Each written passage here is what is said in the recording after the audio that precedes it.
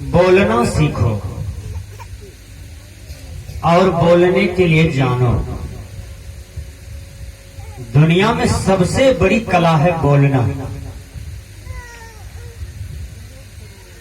हमारे देश में दो प्रधानमंत्री बहुत यादगार में आ जाते हैं। वो एक है वर्तमान में यशस्वी प्रधानमंत्री नरेंद्र मोदी जी, जो बोल बोल करके दिल्ली के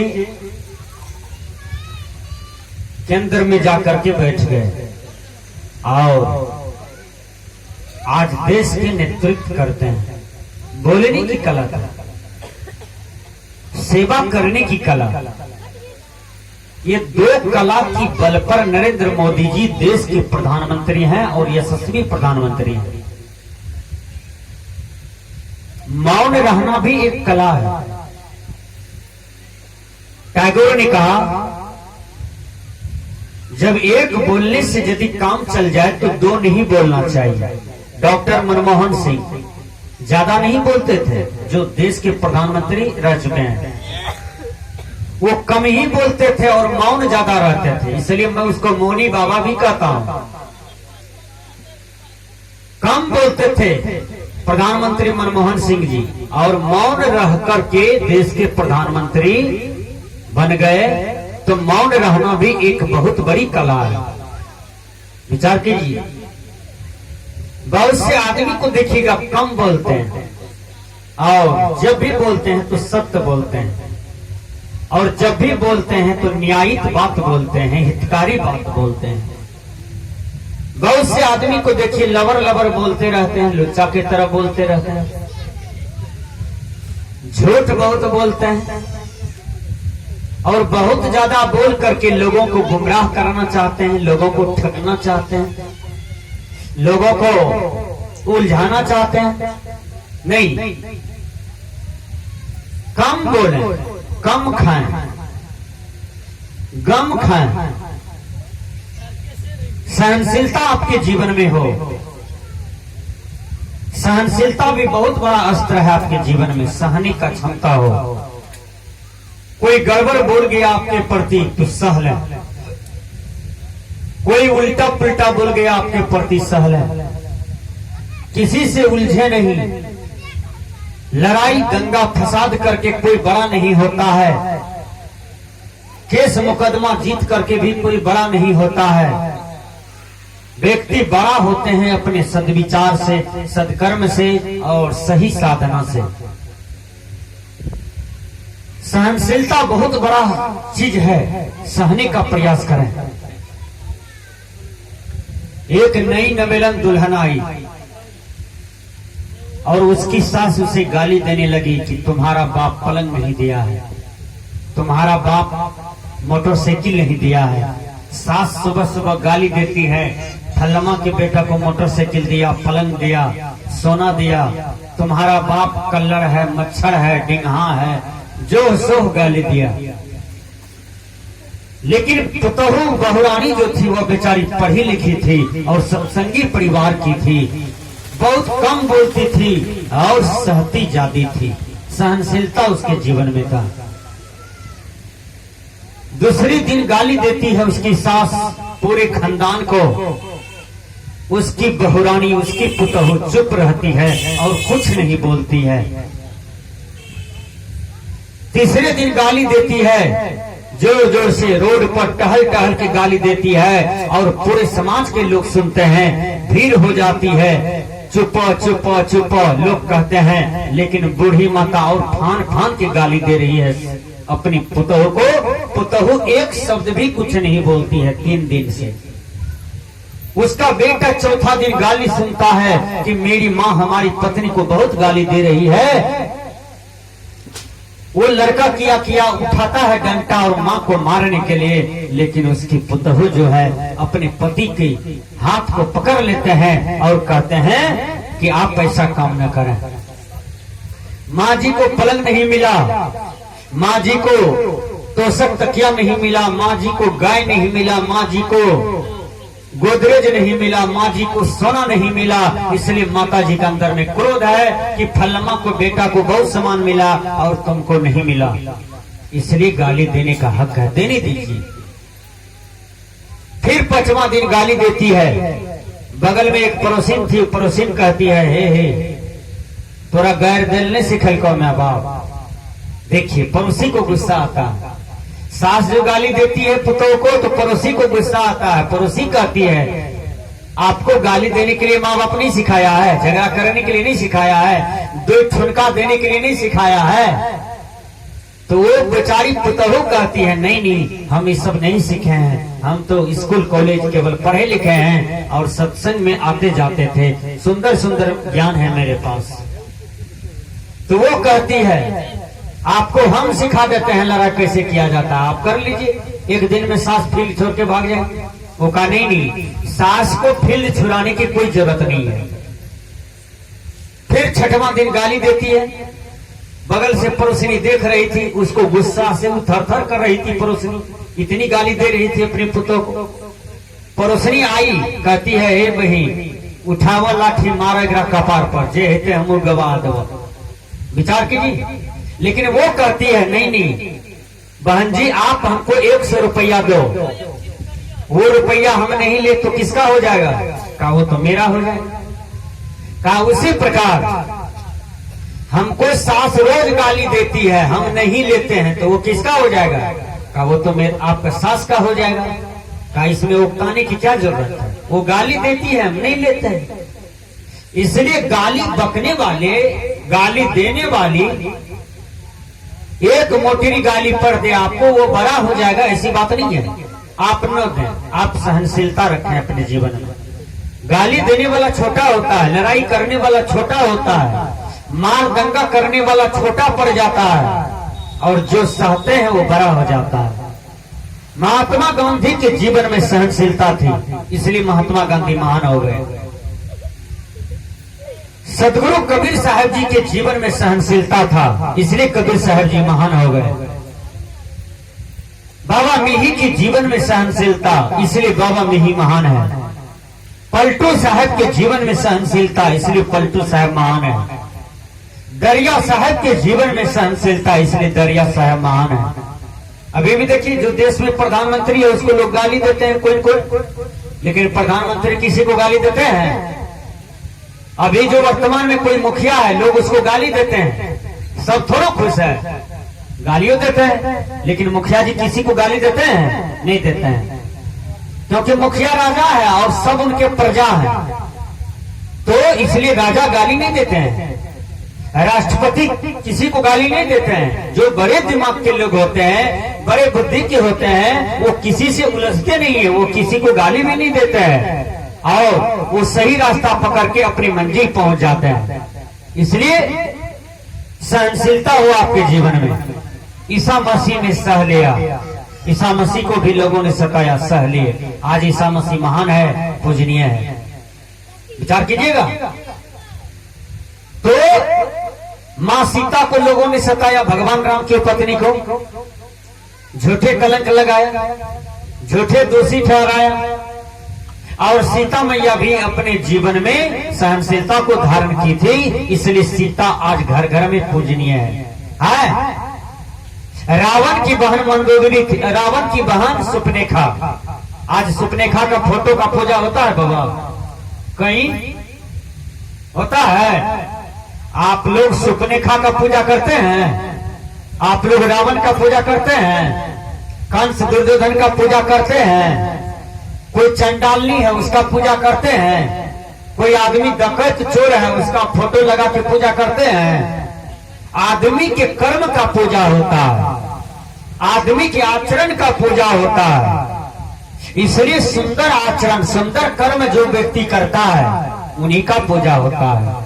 मैंने कहा गुरुवर कबीर कहते हैं बोलना कासो बोलेर भाई, बोलने के लिए जानो।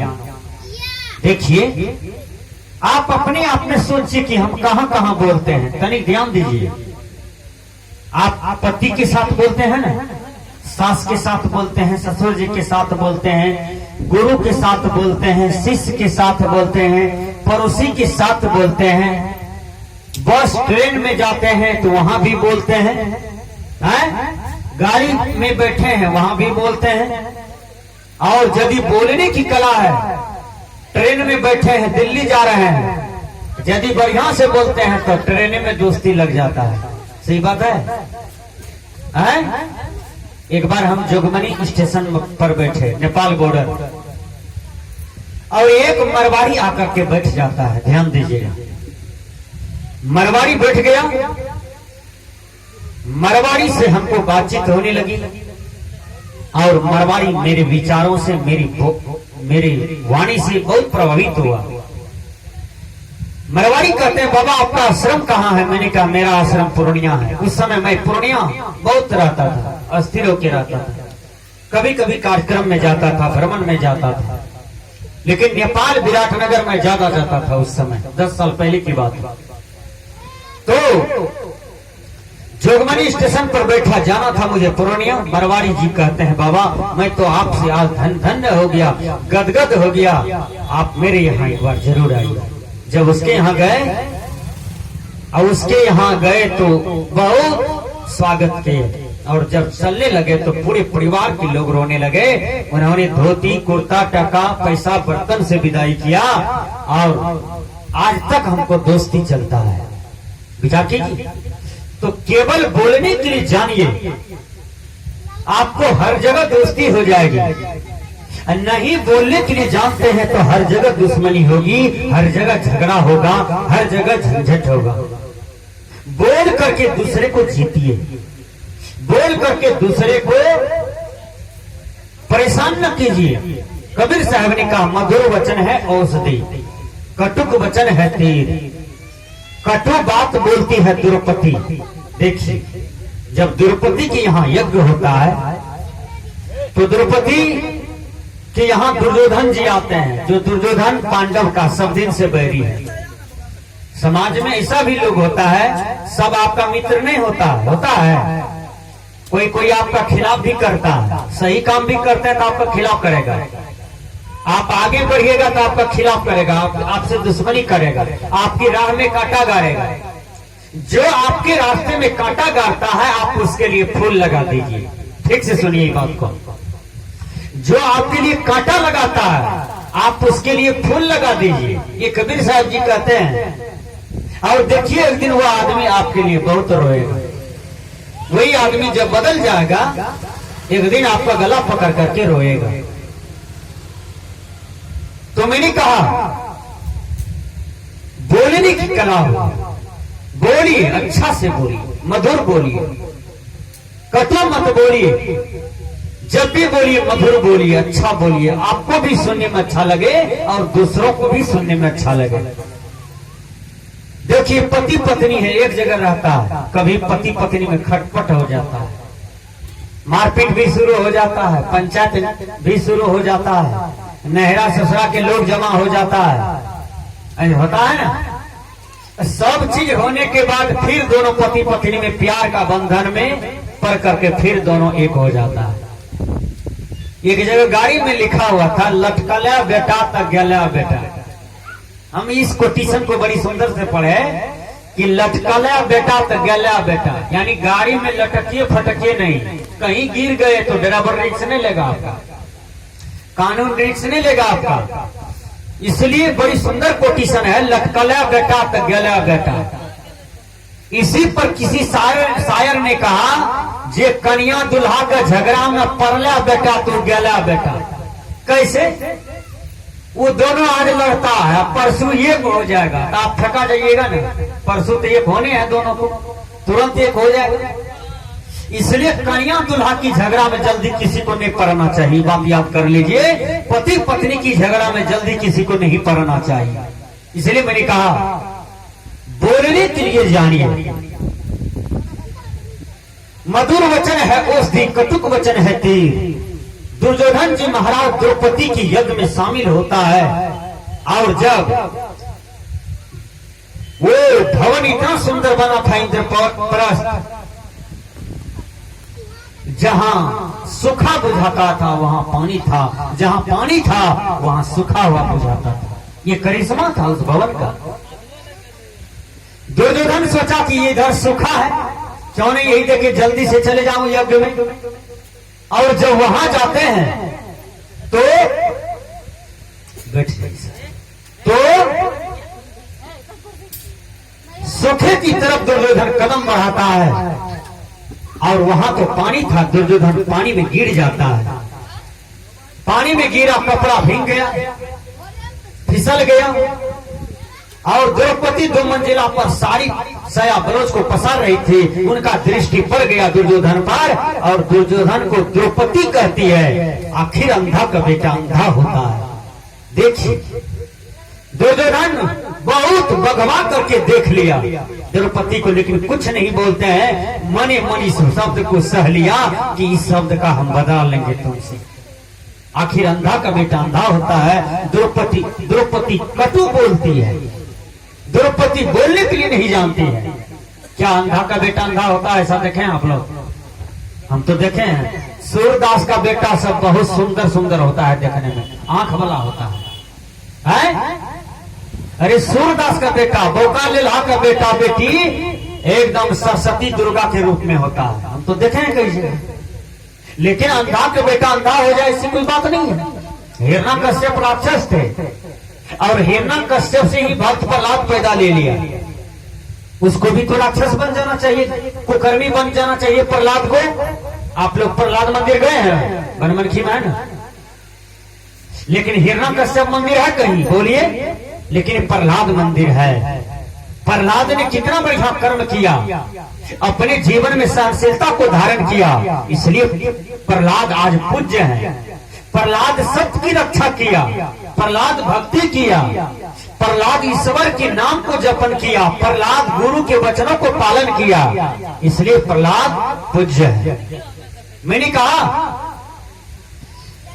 दुर्योधन जी महाराज यज्ञ से निकल करके आते हैं और मामा शकुनी को बताते हैं कि मेरे साथ दुर्व्यवहार किया द्रौपदी। और द्रौपदी कही कि अंधा का बेटा अंधा होता है। मामा जी ये शब्द का चोट मेरे हृदय में सता रहा है, द्रौपदी से बदला लेना है। देखिए जब आप किसी के बेटा को गला काटेंगे तो आपका भी बेटा का गला कटेगा, याद कर लीजिए। आप किसी का मर्डर कीजिएगा, आपका भी मर्डर करने के लिए कोई तैयार हो जाएगा, याद कीजिए। आप किसी को दुख दीजिएगा, आपको दुख होगा। आप किसी को सताइएगा, आपको भी सता देगा। ये कर्म का चिन्ह है, ये कर्म का शक्ति है कि आप जैसा कीजिएगा वही फल आपके सामने में आकर के बैठा रहता है। आपने खेत में धान लगाया है, गेहूं मिलेगा? जो धान लगाया है उसको धान मिलेगा। जो खेत में गेहूं लगाता है उसको गेहूं मिलता है। उसी प्रकार सजना ये धरती कर्म भूमि है। इस हाथ से पैर से सभी इंद्रियों से सोच समझ करके कर्म करें, क्योंकि कर्म से ही व्यक्ति महान होता है और कर्म से ही व्यक्ति शैतान हो जाता है। कर्म से ही व्यक्ति भगवान हो जाता है और कर्म से ही व्यक्ति पतित हो जाता है। इसलिए कर्म को संभल संभल करके करना चाहिए, सोच विचार करके करना चाहिए। मैंने कहा गुरुवर कबीर कहते हैं बोलने के लिए जानो। दुर्योधन जी महाराज बदला लिया और युधिष्ठिर जी महाराज को धीरे धीरे जुआ खेलने में लत लगा दिया। अभी भी देखिए बहुत आदमी ताश खेलते हैं, भर भर दिन खेलते हैं, खाना ठंडा हो जाता है लेकिन ताश ललका के ठेर में बेचारा उठता नहीं है ताश को छोड़ करके। वो ललका से 1 टका 2 टका 3 टका मिलने वाला भी नहीं है, लेकिन भर भर दिन खेलते रह जाते हैं। लत लग जाता है जुआ का युधिष्ठिर जी महाराज को, और जुआ में सब चीज हार जाता है, धन दौलत गहना जेवर, यहाँ तक कि द्रौपदी को लास्ट में दाव लगा करके जुआ खेलता है, द्रौपदी को भी हार गया। और द्रौपदी को जब भी हार गया तो द्रौपदी को बाल पकड़ करके दुशासन बीच सभा में लाता है और उसको सारी साया ब्लाउज फाड़ देता है और खोलने का प्रयास करता है कि इस वेश्या को आज जंघे पर बैठाएंगे, नग्न बैठाएंगे। अरे 5-5 पति के साथ रहने वाली ये वेश्या द्रौपदी ऐसे गाली देती है। कौन? दुशासन, दुर्योधन, और उसको जंगे पर बैठाएंगे। लेकिन याद कीजिए, पाप पाप होता है। जब जब नारी पर जुल्म होता है, जब जब नारियों का आंसू बहता है, जब जब नारी शक्ति को सताया जाता है, तब तब ये धरती पर, पृथ्वी पर पाप हो जाता है। और इस पाप का दंड भोगी, भुक्त भोगी हम सबको भोगना पड़ता है। इसलिए सज्जनों, नारी लक्ष्मी का रूप होता है। नारी को कभी भी किसी भी स्थिति में दुख नहीं देना चाहिए। नारी को सम्मान करना चाहिए, नारी को आदर देना चाहिए। आपके घर में लक्ष्मी का वास हो जाएगा। मैंने कहा, द्रौपदी को बदला लेता है और इस सभा में सारी फाड़ने का प्रयास करता है। और द्रौपदी खूब किरोड़ करती है, सहायता मांगती है, कोई सहायता नहीं देते हैं। लास्ट में उसका कर्म ही उसको सहायता देता है, लेकिन बदला तो लिया। इसलिए गंदा बात ना बोलें, किसी के साथ ना गंदा बर्ताव न करें। जब भी देखिए, ठोर में माता बहन लोग लिपस्टिक लगाती है। ठोर कितना सुंदर लगता है, लाल हो जाता है। और इस ठोर लाल है, देखने में अच्छा है, रूप बढ़िया है, हार चाम अच्छा है, कटिंग बढ़िया है। इस ठोर से 1 लाख का 1 गैर पढ़ियो तो निक लगते ही ठोर देखे में रंगल काठो। विचार कीजिए, आप 1 हाथ का घोघा लेते हैं भैंसुर को देख करके, घोघे के तौर से भैंसुर को 2 लाख का 1 गैर पढ़ते हैं।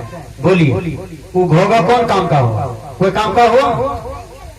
इसलिए मर्यादा में रहे, हर व्यक्ति मर्यादा में रहे। दुनिया में नेता अपना मर्यादा में रहे, साधु अपना मर्यादा में रहे, गृहस्थ विरक्त अपना मर्यादा में रहे। सब अपनी अपनी मर्यादा में जीवन जिए तो कहीं दुख नहीं है। गुरुवर कबीर कहते हैं, बोलना कासो बोलिए रे भाई, बोलत ही सब तब तो नसाई।